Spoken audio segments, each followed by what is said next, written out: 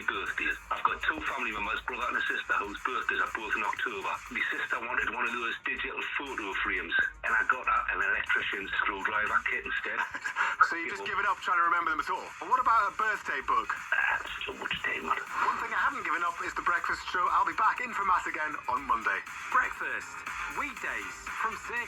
Just ask your smart speaker to play BBC Radio Newcastle. And you're listening to Total Sport here on BBC Radio Newcastle. And because Pridey's doing breakfast, I'm Colin White in on Total Sport. Although Harry Roy will cover us on Monday, and then I'm back Tuesday, Wednesday next week before Simon returns on Thursday. Let's turn our attentions to Sunderland, Gary. Lots of internationals in action today as well. Of course, Granit Xhaka, I mentioned earlier, could play for Switzerland, taking on Sweden. Trey Hume and Dan Ballard, both in the Northern Ireland squad, to face Slovakia. Noah Siddiqui and Arthur Masuaku facing Togo this afternoon in a World Cup qualifier.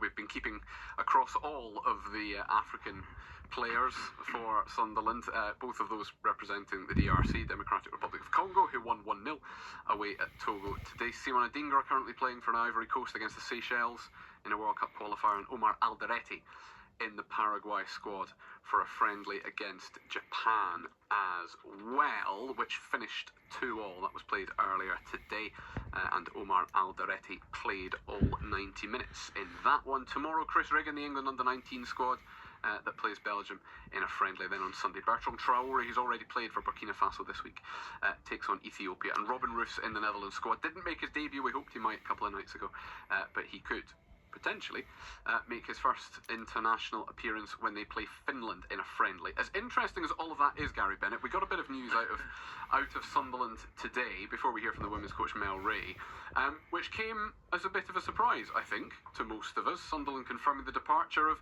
the head of player recruitment, Stuart Harvey, leaves after 4 years on Wearside. Played a big role in the club's rise from League One up to the Premier League, as head of player recruitment would suggest. He has been integral to the recruitment of players, hence the title.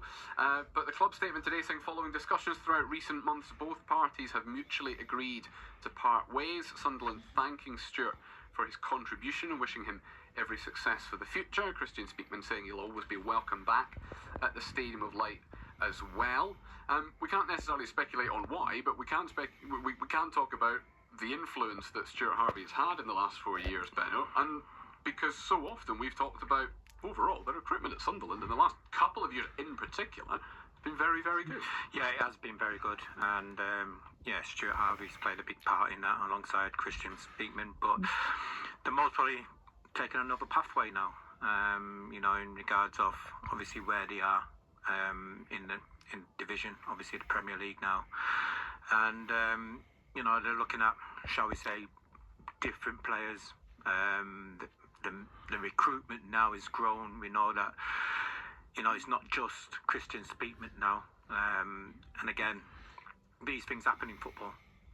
Yes, people do come and go, but 4 years and a successful 4 years. We'll talk to Nick Barnes a bit more about this when he is back on the show next week. But yes, Stuart Harvey, I'm sure you will want to talk to us tonight about the quality of recruitment at Sunderland over the last 4 years. Give us a call tonight, 0800 234 6565.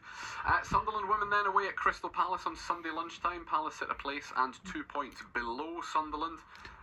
Last week, I just mentioned the opposite because Crystal Palace played Newcastle last weekend. They were 2-0 up with a few minutes to go. But Sunderland head coach Mel Ray is looking for her team to react to their 2-0 home defeat last weekend against Charlton. Yeah, they're a good team, obviously.